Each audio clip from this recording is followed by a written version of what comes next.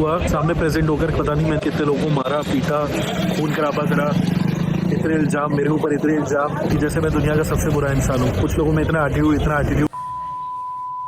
पहले तो चोरी फिर सीना दूरी। अतुल सुभाष जी के केस के बाद there are some men who are trying to prove themselves as all-time victim. So today in this video we are going to discuss about Himanshi and Rishi's divorce case, which is being ugly and dramatic. And Rishi's mother is constantly proving that औरत ही औरत की सबसे बड़ी दुश्मन होती है. But who is playing the victim card? Let's discuss. So watch till end, and for such videos do subscribe to my channel. Hello and welcome everyone. Glam girl Himanshi, जिन्होंने अपना YouTube चैनल गर्ली कंटेंट पे शुरू किया था और उसी में वो ग्रो हुई। फिर उन्होंने ऋषि से शादी की और ग्लैम गर्ल जाकर ग्लैम कपल बन गया। फिर उनके व्लॉग्स आने शुरू हुए और धीरे धीरे उनके इन-लॉज भी वीडियोस में अपीयर होने लगे। फिर अभी कुछ महीने पहले उनके सेपरेशन की न्यूज़ेस आई थी और ग्लैम कपल नाम हटकर ग्लैम गर्ल हो गया। फिर शायद उन्होंने अपनी मैरिज लाइफ को सेकेंड चांस दिया। इसके बाद वो टुगेदर दिखाई देने लगे, लेकिन कुछ समय पहले उनके डाइवर्स के न्यूज कंफर्म हो गए। अब क्या हुआ था, ग्लैम गर्ल के थ्रू ऋषि की फैमिली को अच्छा खासा सोशल मीडिया पे एक्सपोजर मिल गया था। इसके बाद ऋषि ने अपने सोशल मीडिया अकाउंट पर कॉन्स्टेंटली खुद को विक्टिम बताकर अतुल सुभाष जी से खुद का कंपैरिजन करते हुए वीडियोस अपलोड करने शुरू किए। ऑलमोस्ट 3-4 उन्होंने कर दिए थे, जिनमें वो खुद को अतुल सुभाष जी से कंपेयर कर रहे थे और खुद को विक्टिम साबित करने पर तुले हुए थे। सो ऐसे वीडियोस पर लोगों के कुछ ऐसे कमेंट्स थे that Rishi is playing victim card. फिर एक वीडियो में ऋषि ने कहा कि हिमांशी ने उन पर संगीन धाराओं में केस फाइल कर दिया है, that is article 498, 406, 504, 506 and 3 and 4। इसके बाद लोगों की सिंपैथी ऋषि की तरफ बढ़ने लगी और लोग ये भी सवाल उठाए थे कि हिमांशी ने अब तक चुप्पी क्यों धारी हुई है। सो अगर कोई चुप है, इसका मतलब ये भी हो सकता है कि वो सीन क्रिएट ना करना चाह रहे हो, जरूरी नहीं कि वही फॉल्ट में हो। इसके बाद ऋषि की मदर का एक वीडियो ट्रेंड कर रहा था, जिसमें उन्होंने एक्स्ट्रा मैरिटल अफेयर के बारे में अपना स्टेटमेंट दिया था, जो कि लोगों को करेले से भी कड़वा लगा। उनके अकॉर्डिंग अगर कोई हस्बैंड वाइफ को चीट करता है किसी जीएफ के साथ, तो वाइफ को खुद में से गलती निकालनी चाहिए और उस जीएफ से जाकर पूछना चाहिए कि मुझ में क्या फॉल्ट है। अब जरूरी नहीं कि ज्यादातर केसेस में उस जीएफ को भी पता हो कि वो जिसके साथ टाइम स्पेंड कर रही है वो किसी का हस्बैंड हो। चीज सहना बहुत मुश्किल है, पर आप इस चीज से ऊपर उठ जाओ, इसको आप एक्सेप्ट कर लिया कि हाँ मेरे हस्बैंड है, तो फिर मैं सबसे पहले अपने अंदर कुछ ढूंढूंगी, क्या मैं कहाँ लैक कर रही हूँ, और अपने हस्बैंड से भी बात करूंगी कहाँ मैं लैक हूँ,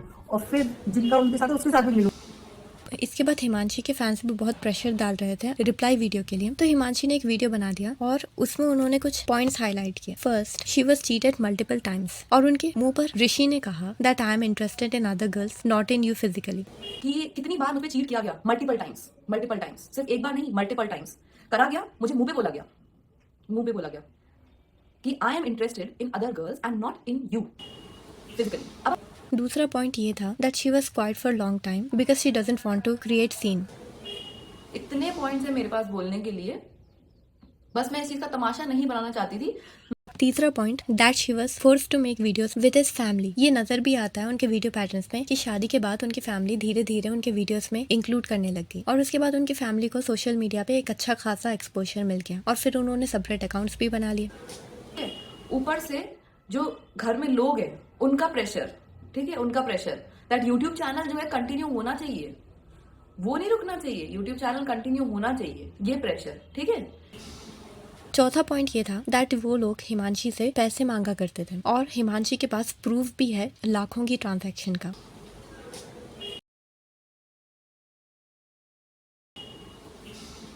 अब हिमांशी के पास प्रूफ है, सो उनका केस स्ट्रॉन्ग होने वाला है। ऋषि के अकॉर्डिंग हिमांशी ने एलिमनी के लिए क्लेम किया है and he said in a post के ऋषि की फैमिली ने उनके चैनल पे टाइम स्पेंड किया, चैनल को ग्रो करवाया, सो हिमांशी को उल्टा पैसे देने चाहिए ना कि ऋषि को। अब ऋषि की बात यहाँ तो गलत हो गई कि इन्होंने ग्रो कराया है, एक्चुअली हिमांशी का अकाउंट ऑलरेडी ग्रोन था। हाँ, कुछ कॉन्टेंट में ये लोग नजर आए। अब सवाल ये उठता है कि हिमांशी और ऋषि के कोई बच्चे नहीं है, तो हिमांशी एलिमनी के लिए क्लेम कैसे कर सकते हैं, और वो अच्छा कमाती है फिर भी उन्हें एलिमनी कैसे मिल सकती है। इंडियन कॉन्स्टिट्यूशन कुछ इस तरह से वुमेन को एलिमनी का राइट देता है, यू कैन रीड। अब लोगों को प्रॉब्लमैटिक बात ये लग रही है दैट ऋषि और उनकी फैमिली कॉन्स्टेंटली यही ट्राई कर रही है कि हिमांशी गलत थी एंड उनके इस वीडियो के बाद ऋषि ने पोस्ट किया that he will reply soon with proofs. So उनका वीडियो अभी तक आया नहीं है, जैसे ही आएगा we will discuss about it. लेकिन सबसे बड़ी बात है कि इतना बड़ा तमाशा क्यों खड़ा करना है डाइवर्स को लेकर। डाइवर्स म्यूचुअल अंडरस्टैंडिंग पर भी हो सकता है और अगर आपके साथ इनजस्टिस हो रहा है तो आप अपनी आवाज उठा सकते हो, लेकिन प्रूफ्स के साथ। लेकिन एक सवाल उठना तो लाजमी है कि हिमांशी ने इन पर धारा लगाई है डोमेस्टिक वायलेंस की, लेकिन अपने वीडियो में उन्होंने फिजिकल अब्यूज या डोमेस्टिक वायलेंस को लेकर कुछ नहीं कहा। दिस इज ट्रू कि इंडियन लॉज औरतों के लिए बहुत ज्यादा टिल्ट है, फिर भी नीडफुल को जस्टिस बहुत कम ही मिलता है। लेकिन जो चीज कोर्ट में चल रही है उसको सोशल मीडिया पे लाकर तमाशा बनाना, व्यूज कलेक्ट करना, this is not right in my sense. क्योंकि अगर आप सच्चे हो तो कोर्ट में बोलो, ना कि किसी को डिफेम करो, स्पेशली उस इंसान को जिन्होंने सोशल मीडिया पे आपके खिलाफ एक वर्ड भी ओपनली नहीं कहा। आप ही ने फोर्स किया उन्हें रिस्पॉन्स वीडियो बनाने के लिए। So this is wrong and सब कुछ प्रोसीजर बेस्ड ही होगा। जल्दबाजी में किसी को भी जज नहीं किया जा सकता। तो यहाँ पर कौन गलत है कौन सही वो तो अब तक क्लियर नहीं है। इस केस के बारे में जैसे ही अपडेट आएगी let me inform you. So keep in touch. Thanks for watching.